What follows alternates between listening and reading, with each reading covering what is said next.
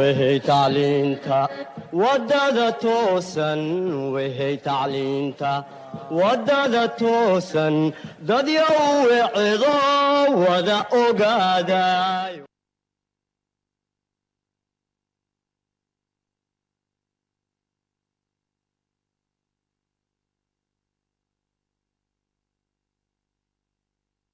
Chers élèves, nous vous présentons aujourd'hui une séance de TP de physique, à savoir l'étude d'un pendule simple avec Excel. Alors, lors de cette séance, qui a été déjà faite dans vos établissements, on a mesuré les différentes valeurs de la période T0 d'un pendule pour différentes longueurs L du fil.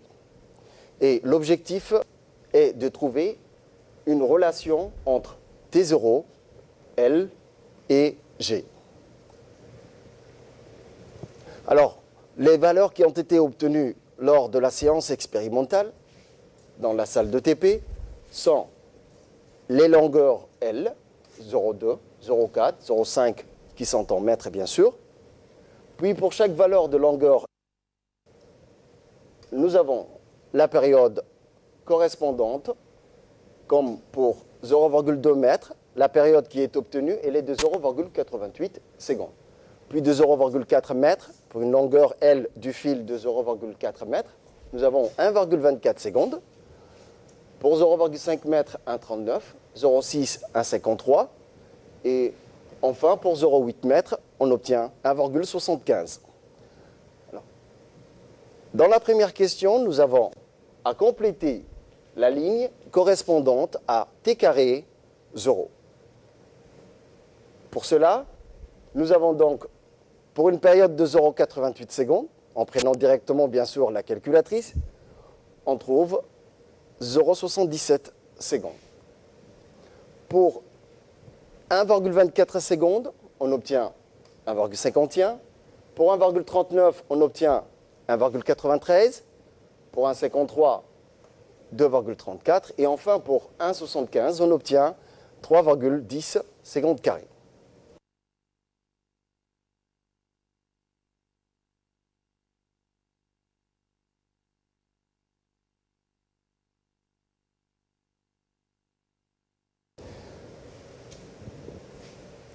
Dans la deuxième question, nous avons à entrer ces données de t carré 0 et de L dans le tableur, à savoir Excel plus précisément. Puis par la suite, nous allons afficher ce graphe de t carré 0 en fonction de L, qui vont être faites sur le tableur Excel. Alors Excel se présente de la sorte. Alors, nous avons donc dans la première colonne et première ligne, on va écrire ici pour la longueur grand L, bien sûr avec son unité en mètres. Puis on va noter dans la deuxième colonne t carré 0. Cela dit, toujours, attention, j'ai dit bien attention, toujours il faut écrire dans la première colonne l'abscisse. Et par la suite, il faut noter dans la deuxième colonne l'ordonnée.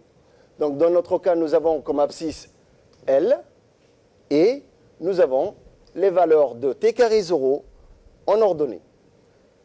Alors, pour pouvoir afficher le graphique permettant de tracer le graphique, il faudra donc sélectionner ou mettre en surbrillance toutes les valeurs, ainsi que les longueurs L et t carré 0. Puis, il faut partir dans Insertion,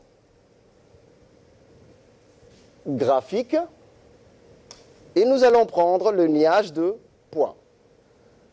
Alors, on prend le niage de points et on obtient ce graphique. Alors, nous avons donc ici les différentes valeurs de t carré 0 et en abscisse, nous avons les valeurs de L. Alors, on obtient donc t carré 0 qui se trouve en ordonnée et L en mètres. On obtient donc, on avait donc 1, 2, 3, 4, 5 valeurs. Et nous avons donc les 5 points correspondants, 1, 2, 3, 4 et 5. Voilà donc comment il faut afficher le graphe avec le niage de points permettant de tracer t carré 0 en fonction de L.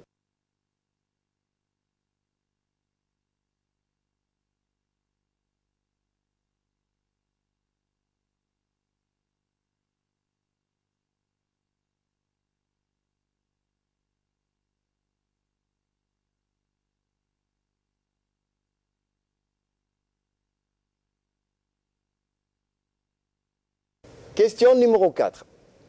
On demande de choisir le modèle mathématique pertinent. Comment procéder? Alors, on repart sur Excel et sur les nuages de points obtenus à partir du graphique, on sélectionne un des points, on met bouton droit, puis on clique sur « Ajouter une courbe de tendance ». On choisit le type de courbe de tendance, linéaire par exemple, dans notre cas. On clique sur et puis sur afficher la courbe de tendance. Puis on ferme. On a bien donc l'équation du type y égale à 3,9x. Où là, on voit bien que cette équation elle est de type linéaire. Bien, après avoir trouvé le modèle mathématique pertinent, où ce modèle est de type y égale à a fois x. Alors, 5e question. La période t carré 0 est-elle proportionnelle à sa longueur L? D'après la question précédente, on a bien montré que elle est de type y égale à ax. On peut donc écrire que t carré 0 est bien proportionnel à L. Donc, oui. Et c'est une droite qui passe par l'origine. Qui passe par l'origine.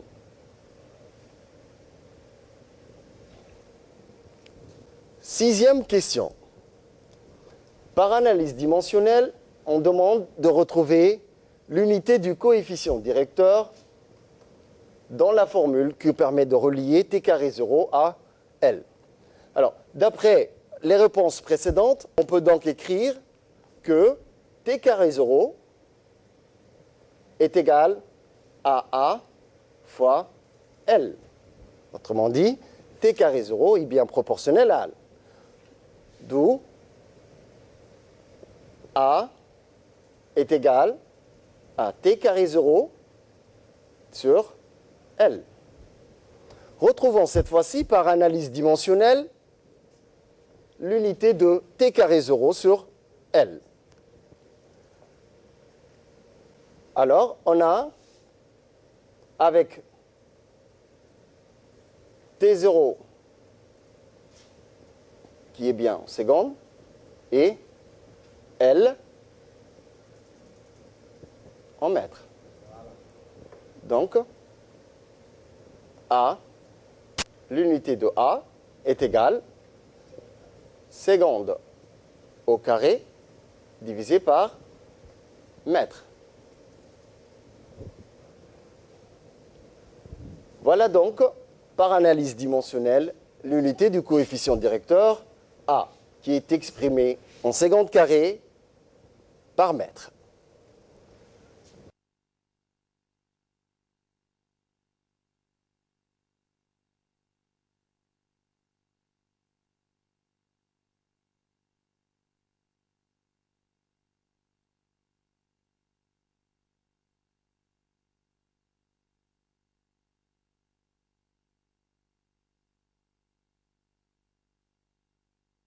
Septième question.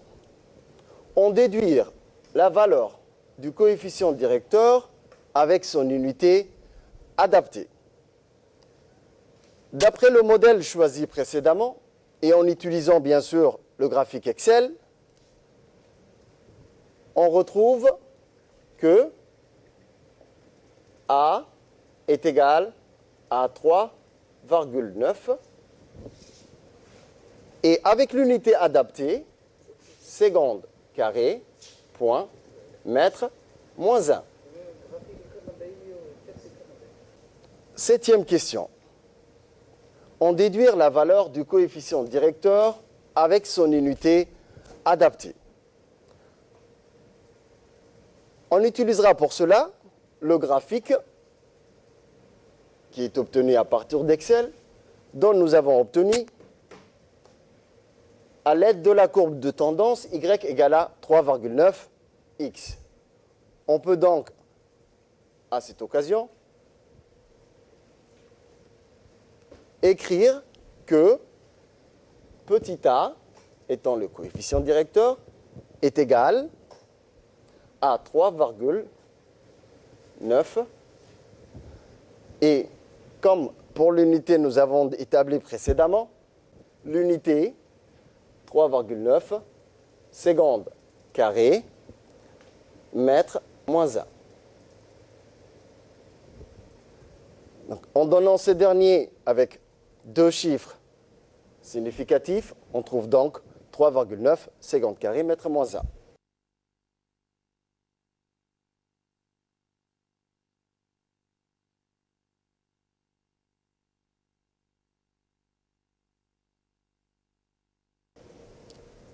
« 8a. Nous allons comparer le coefficient directeur précédemment déterminé par 4 pi carré sur g.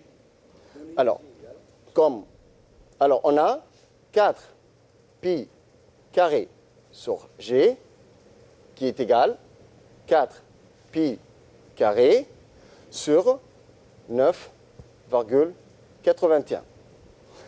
Alors, avec la calculatrice, on obtient 4,0 mètre moins 1 seconde carré.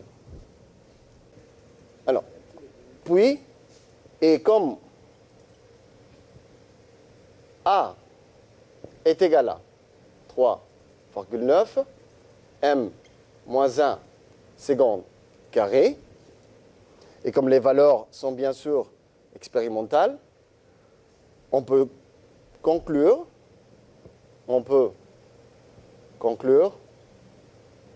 que A est égal à 4 pi carré sur G. Bien sûr, en tenant compte avec un seul chiffre significatif. 8b. On déduire enfin l'expression de T0 en fonction de L et G.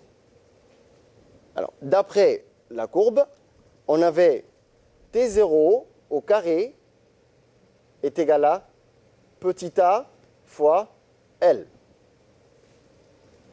En remplaçant A par 4 pi carré sur G, on obtient 4 pi carré sur G fois L.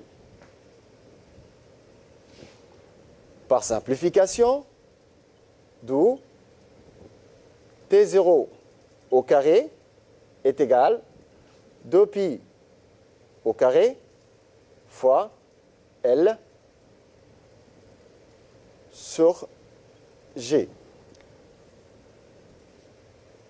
Donc, l'expression finale est donnée par T0 égale 2 pi racine de L sur G, qui est l'expression à retrouver et qui correspondait au but de notre étude.